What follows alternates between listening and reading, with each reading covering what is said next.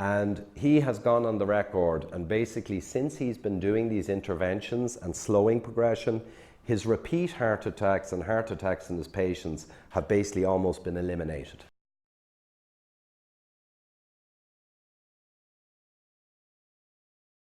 David's website is ihda.ie, so you can go there and you'll get all 2-3 minute videos on the front page, explain everything beyond what I tell you. So it's a great resource to share with people about heart disease awareness, and we've revamped it in the last 6 months, so it's really good now. So just looking at health span, so lifespan is one thing, but if you live to 80 and your last 15 years are in very poor health, it's not so great. So I always think of health span. How long do you live while staying dynamic, vibrant, energetic, engaging in your farm, your life? That's important. And generally, health span for most people, half of people get up around 70 with great health, roughly. And some people check out earlier and some people go much further. If you make the right decisions in nutrition and lifestyle, the really correct ones, you could push your health span right out by maybe 10 years. I have no doubt of that based on 7 years of research. And if you make all the wrong decisions, you're going to probably get type 2 diabetes and you're going to get very poor health even in your 60s.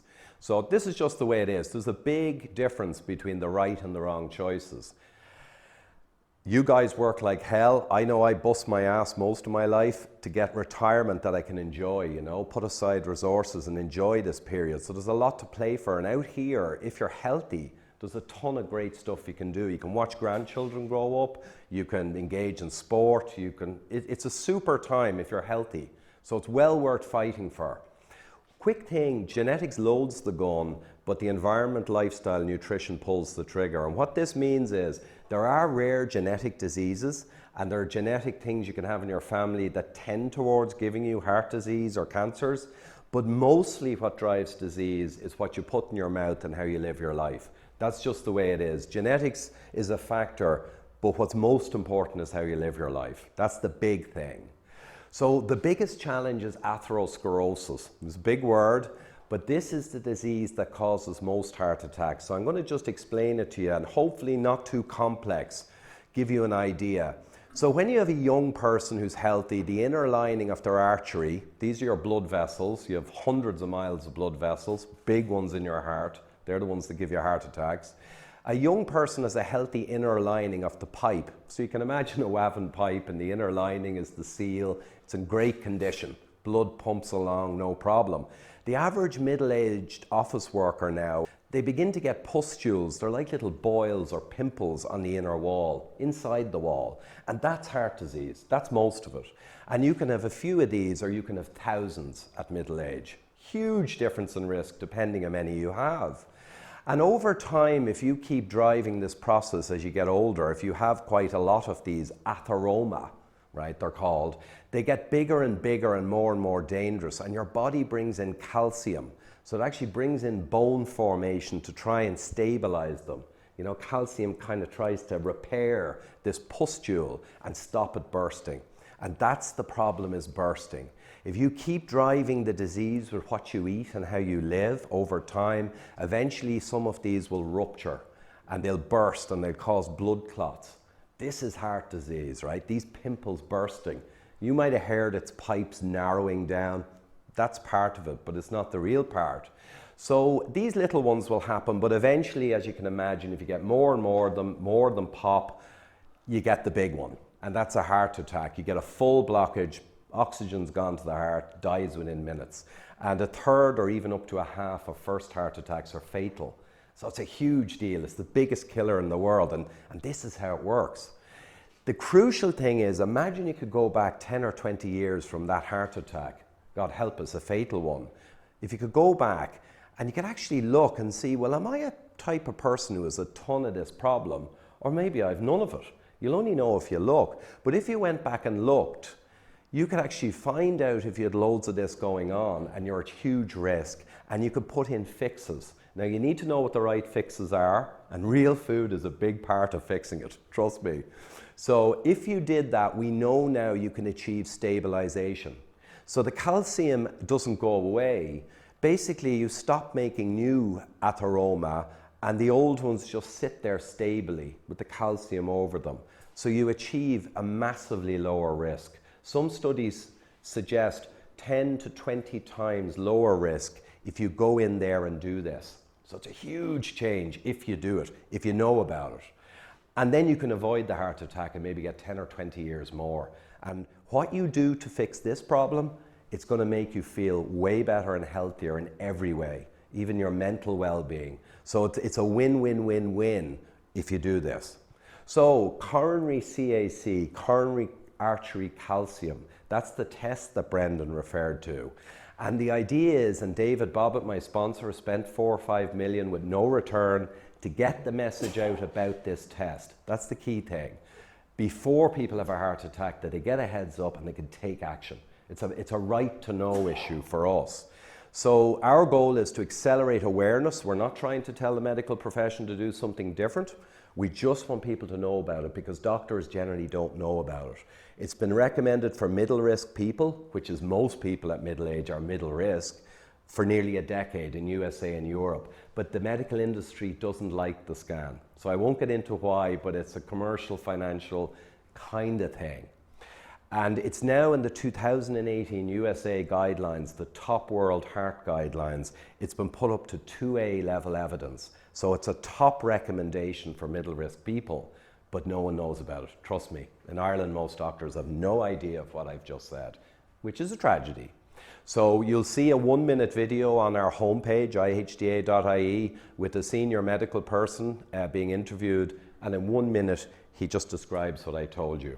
You know, it's out there, no one knows. And the news is not getting out there. So I want to show you what the problem is in medicine with heart disease. If a woman's worried about cancer, okay, breast cancer, that's a big deal. We know there's ribbon demonstrations all over the world. It's a big, big, terrible disease.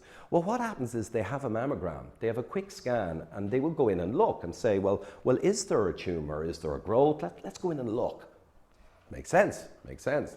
And if there's disease there and they discover disease, they'll get it early. They find it early, stage 1, great outlook. They don't wait until it's stage 4. What they'll do is go in with surgery or radio or chemo, you know, and they'll deal with it. This is the way it works in engineering. You get things early, you look carefully. However, in coronary vascular disease, which I'm sure you probably know, do we go in and look for the problem to address the people with the problem, to find the bad guys, fix them? No, they actually ask you a few questions. So they ask you a few questions about your cholesterol, your blood pressure, you know, are you a smoker? And if your risk kind of looks high, they take a guess. They take a guess. Joe Blogs, yeah, we think you probably have it. And then maybe if your risk looks high, they give you medications for life based on guessing you had a disease. So you're getting medicated for something they think you might have. And then there's millions of people getting medication who actually don't have disease.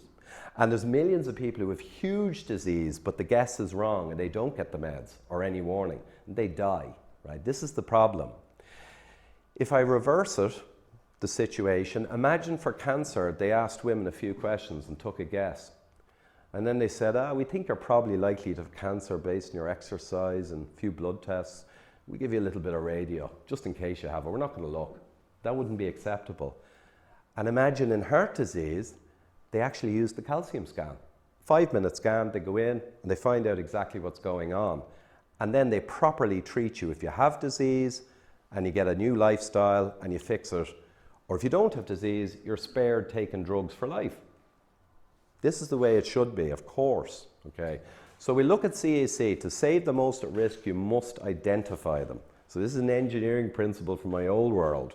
So basically, it's around €250. It's covered by some health insurance people, but even then, it's the price of a service for your car. And of course, you get your car serviced, so your brakes don't fail and it'll kill you, right? You're going to look after this stuff.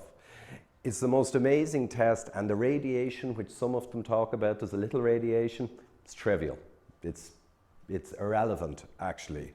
And all astronauts and presidents in the last few years must get a calcium scan. They're not allowed to skip it. So that'll kind of tell you, right? If all astronauts and presidents must have this scan, that gives you the answer. It's the crucial scan to find out what's going on. So I'll show you now how powerful the scan result is.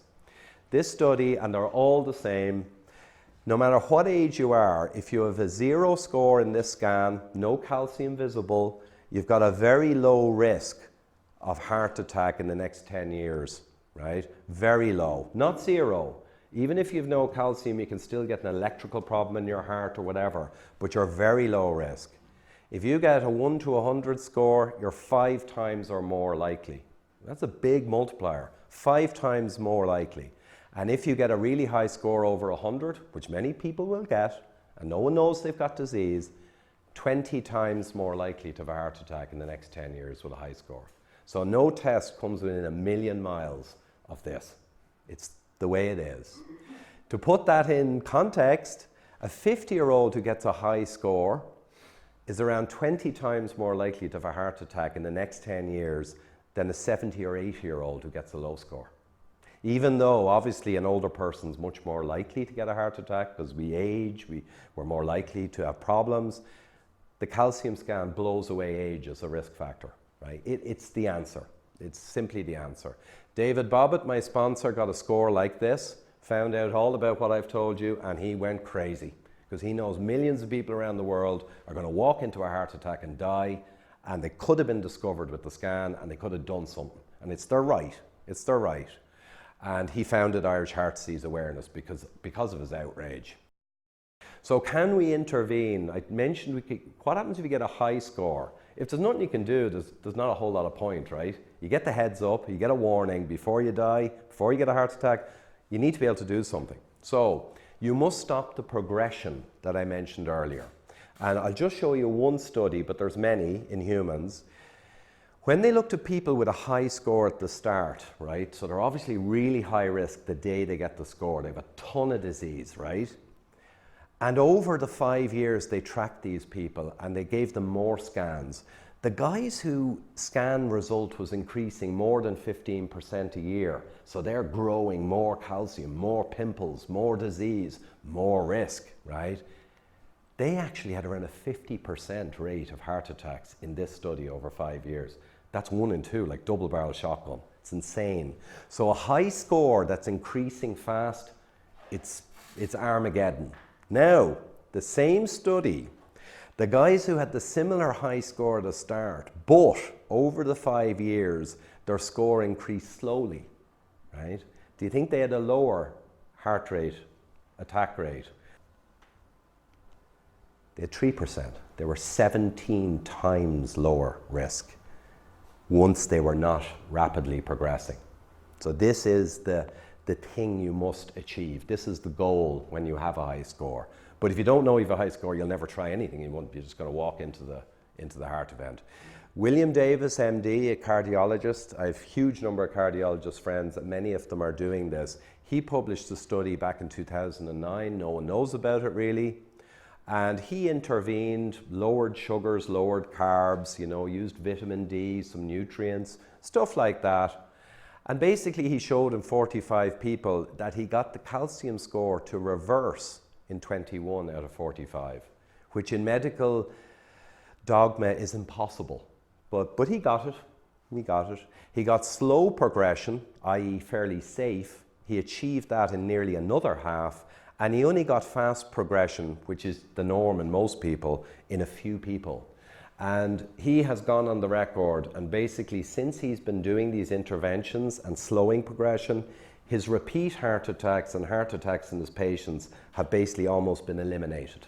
He no longer has to go at 3 in the morning with a heart attack in patients. He's totally preventative because essentially he has stopped the heart attacks overwhelmingly by doing what I'm telling you. So it's a huge deal. Not many cardios are doing that, by the way. So what drives progression? I'm going to skip through this in the interest of time, but Western white men, now these are mostly Americans, but we'll be similar.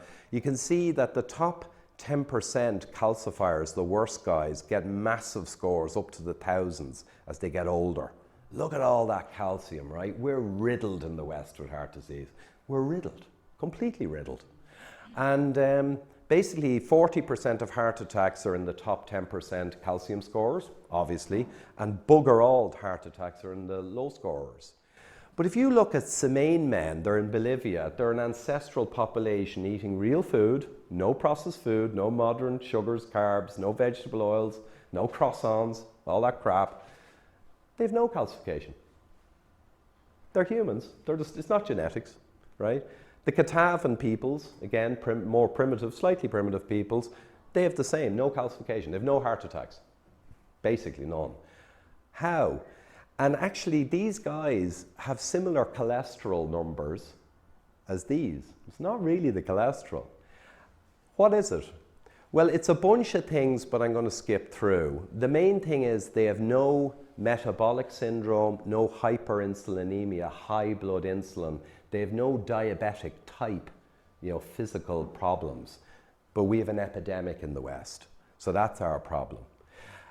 Here is the list of things they don't have, and it's the top list of drivers of heart attacks. The top items. And the very top one is hyperinsulin, insulin resistance, okay? High blood glucose, spikes in your blood sugars after meals. That's the big mama in heart disease. Blood pressure is a problem, and various other inflammation drivers and mineral and vitamin deficiencies. Loads of autoimmune diseases. So arthritis and lupus drives heart disease like nothing else. People don't realize that. And I'd say in closing on this, if you use the internet, Google insulin resistance and the disease of your choice. You can put in Alzheimer's, which is type 3 diabetes. You can put in type 2 diabetes, you can put in heart disease, you can put in many cancers. Breast cancer, endometrial cancer, many cancers, colon, are strongly linked to insulin resistance. So most modern chronic disease is related to insulin resistance, which is an epidemic in the world. 64% of American adults over 45 are now essentially diabetic, type 2, which is insulin resistance. That's our problem, okay? So what's really important, of course, here's repeat heart attacks. People who had a heart attack, they follow them 8 years, they look at their bloods, and they say, what matters to give you a second heart attack? This is a huge deal. Well, the risk level for having a high cholesterol or bad cholesterol made no difference over 8 years. Made no connection to a second heart attack. High blood pressure doubled your risk. If you had high blood pressure, you were double the chance of another heart attack. And high insulin, 7 times the risk. So blood insulin and glucose blows away cholesterol. So I just want to give you that just so you're aware that that's the case. I'm going to finish now with dietary drivers. I don't want to go into too much detail, but I give an idea. I have a huge network of doctors and researchers around the world. We all agree on this. The problem foods are on that picture. These came in the 20th century, refined grains, all the pastas, the cereals, the vegetable oils. These are industrial seed oils. These are not lard or beef tallow or natural olive oils crushed from fruits. These are not real food. These are industrial seed oils crushed from seeds with hexane and solvents, high temperature and pressure. These fake oils are a problem. And processed food, most of the supermarket has sugars, refined grains that cause high insulin, and vegetable oils that cause cellular damage. So you put together, it's ultra-processed food that you have to cut out. And sadly, it's a lot of the supermarket. I'm not saying it's easy, but that's mostly what's driven our epidemics in the last 100 years. On the other hand, real ancestral foods, paleoanthropologists study where humans came from. Why did we get here? Why did we get here from the apes? And no paleoanthropologist worth his salt would ever say anything but that we only evolved from hunting and from marrow, brains, and eating, scavenging, and then becoming the most professional hunters in the universe, obviously. We evolved from meats, essentially. So these are real foods. Olives, avocados, they're high-fat foods. Cheeses, organ meats are superfoods. They have the nutrients and minerals that you need to stay healthy. They're incredible. And of course, meats, eggs, butter's fine. And of course, vegetables are fine once they're not too sugary or starchy vegetables. You don't want to be eating a lot of potatoes if you're kind of half diabetic. And there's lots of fruits that are not too sweet, but the modern fruits have been bred for 100 years to be sweeter. So Joe breeds his fruit a bit sweeter, people buy more. You know, Mary breeds hers, and there's competition. We've ended up our fruit is sugar stuffed. Fruit's fine, but the modern fruits, a lot of them are heavily stuffed with fructose and glucose sugar. They're not quite what they were a couple of 100 years ago. You need to eat real foods and banish these. And I'm not saying it's easy. We have a massive amount of people who essentially are addicted to modern processed foods. And if you try and stop eating processed food and eat just real food, you see by day 3 or 4, when you're in the supermarket and your hand will go out for processed food. So it's not only terribly damaging, it is addictive essentially, you know. That's where obesity and diabetes come from. If you add exercise, exercise is important, but you won't outrun a bad diet and you won't out-exercise this kind of crap. Over time, it'll catch up with you anyway. And there are things like potassium and magnesium and K2 you get in cheeses. There are real food borne vitamins and minerals, some of which are very important for heart health, particularly magnesium. And I think as David, we were talking about yesterday, the US data shows in the last 40 years, magnesium levels have gone down around a factor of 8 in vegetables. So the modern practices are depleting our foods of the nutrients. And if you go on a low-fat, low-meat diet, you lose out more, and so on. So we have a problem with this, and some supplementation makes sense for the things that are harder to get. Also, water used to bring in a ton of minerals, you know, from the ground, and magnesium and all, and that may not be the case so much anymore. So that's an idea anyway of how you fix the problem is you take away the problem foods, you bring in the real foods, and you make sure you get the nutrients you need to be healthy. And many people now, it's estimated 80% of people possibly in the world are magnesium deficient. And no one's looking at it because there's no patents and profit in magnesium. It's cheap as dirt. No one cares. There's no money to be made. So that's an overview of the fix, right? Yeah, just what is the test? I just saw the picture of the guy going into the scanner. It's like an MRI scan? It's a CT scan. So it's a CT scanner. So the CT scanners can be used to do a whole range of scans, you know, whole body scans or anything. But basically, in this one, it's very quick because all it's doing is looking for the calcium in your heart. So you go in for, I don't know, it's probably 40 seconds, the machine whirs in and out in 5 minutes, and they get an image. And this guy on the left is actually, he's a 56-year-old, Dr. Jeff Gerber, he's my co-author, and he got a 0 at 56. So he's obviously in pretty good shape. It's not a guarantee because there's other heart problems, not so much to do with the pustules, but he is a 0. This guy over here, anonymous guy, might have a score of 800 or 900, and that's his left anterior descending, the Widowmaker artery, the big one down the back of your heart. But you can see his whole artery is choked with calcium.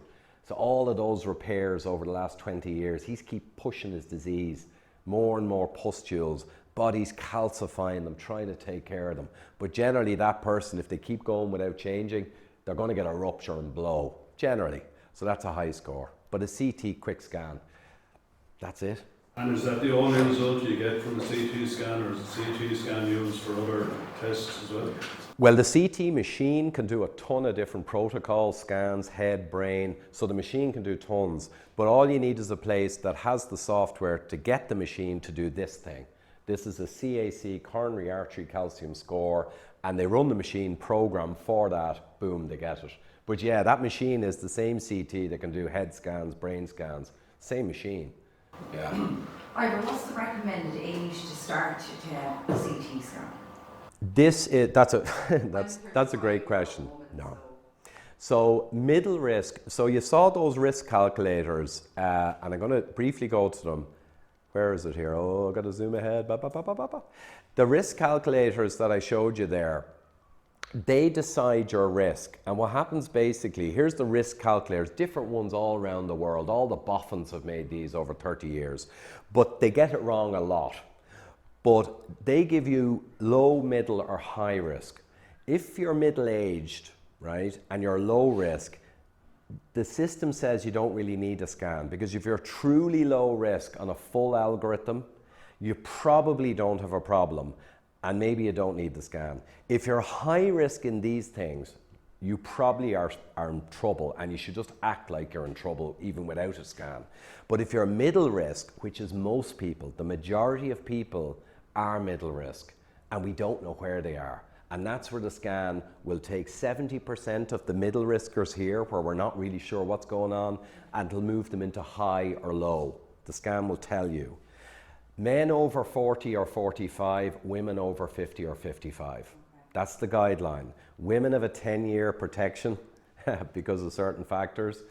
So it's men over 40, 45, women over 50, 55. It's not really for young people or in their 30s, no.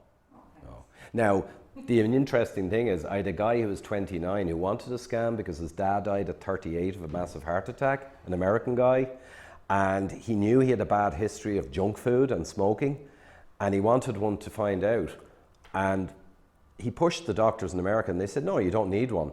But he showed me his bloods, and the doctor said, your blood markers look great, and I looked at them and they were a disaster. He was kind of diabetic at 29. He eventually got the scan, he had a score of 600. So the arteries of an 85-year-old. So it can certainly find in a tiny percentage of very young people enormous disease, but you can't be scanning everyone at 30 to find 1 in 100.